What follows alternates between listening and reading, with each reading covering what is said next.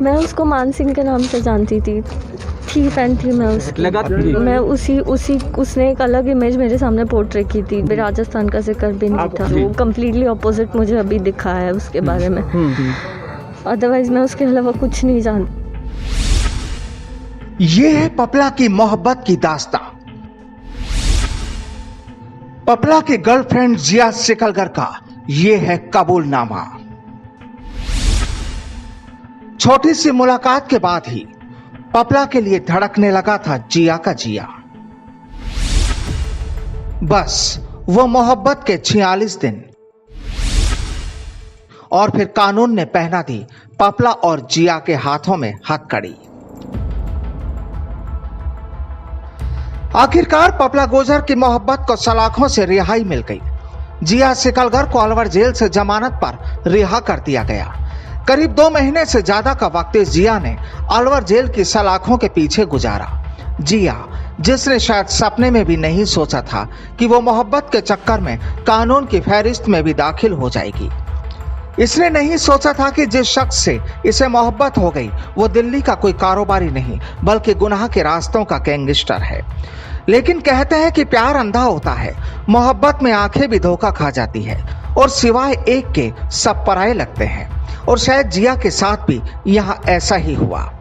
हम जिया के प्यार की दास्तां भी आपको बताएंगे, लेकिन उससे पहले आपको बता दें पपला गुर्जर और विक्रम गुर्जर की उस कहानी के बारे में, जहां वो राजस्थान की बहरौर पुलिस को थाने से ही गच्चा देकर अपने साथियों के साथ फरार हुआ था। साथियों ने हथियारों के बल पर साथी पपला को फरार कराया था। पपला की तलाश के लिए पुलिस ने कई राज्यों की खाक छानी, लेकिन उसे कामयाबी मिली महाराष्ट्र के कोल्हापुर में। लेकिन इस वक्त पुलिस ने उसे अकेला नहीं पकड़ा, बल्कि इस पपला के साथ गिरफ्त में लिया था पपला के प्यार जिया सिकलगर को भी। अब पपला की कहानी से तो आप बाखूबी वाकिफ हैं, लेकिन अब बात होगी पपला की गर्लफ्रेंड जिया की, जो पपला की मोहब्बत में इतना खो गई कि उसे पता ही नहीं चला कि पपला कोई कारोबारी नहीं बल्कि एक गैंगस्टर है। और अब तो जिया खुद ये कहती है कि किसी पर अंधा भरोसा नहीं करना चाहिए। चलिए हम आपको पपला के साथ ही जिया के बारे में भी बताएं, उससे पहले खुद जिया से उसी की जुबानी सुन लेते हैं कि आखिर कैसा था जिया के लिए पपला का प्यार। मैं उसको मान सिंह के नाम से जानती थी। मैं उसी उसने एक अलग इमेज मेरे सामने पोर्ट्रे की थी, जो कम्प्लीटली ऑपोजिट मुझे अभी दिखा है उसके बारे में। अदरवाइज मैं उसके अलावा कुछ नहीं जानती। उसने कहा मैं अनपढ़ हूँ। हाँ, वो पढ़ा लिखा नहीं था, ऐसे कहा था उसने। पढ़ा लिखा नहीं था और दिल्ली में रहता था, ऐसी सब बात बताई थी। कभी राजस्थान का जिक्र भी नहीं था। आप उसकी मित्र नहीं थी? फैन थी मैं उसकी। लगातार ये कहा गया कि आप गर्लफ्रेंड थी और पैसा ट्रांसफर किया गया। नहीं। देखिए अभी आपकी एक अच्छी दोस्त, आप एक अच्छी दोस्त रही उसकी और इसलिए भुगतना पड़ा सब शायद। आपकी आपको सिंपैथी है उससे? मुझे उसके पेरेंट्स के लिए सिंपैथी है, उसके लिए नहीं है। बस उसके पेरेंट्स के लिए ही है कि वो गलत सिचुएशन, जो भी सिचुएशन थी उसने गलत वे चुना है उसका, बस यही। आपका विश्वास ब्रीच हुआ, धोखा हुआ है। आपको पुलिस से कोई बात, अब क्योंकि लंबा टाइम एक हुआ, पुलिस से कोई शिकायत आपको? नहीं, कोई शिकायत नहीं है। मेरा बहुत अच्छा टाइम, सब लोगों ने बहुत सपोर्ट किया, बहुत स्टाफ अच्छा था, मुझे बुक्स भी प्रोवाइड की गई। और क्या आपने रामायण पढ़ी? हाँ। क्या उसमें क्या सीख देखा आपने? रामायण में आपको क्या क्या संदेश था कि आपने एक बार देख के? कुछ नहीं सर, बस कि अंधा भरोसा नहीं करना चाहिए किसी पे। वाकई किसी पर अंधा भरोसा नहीं करना चाहिए। और अब जिया की बातों से लगता है कि वो पपला से दूर हो गई है।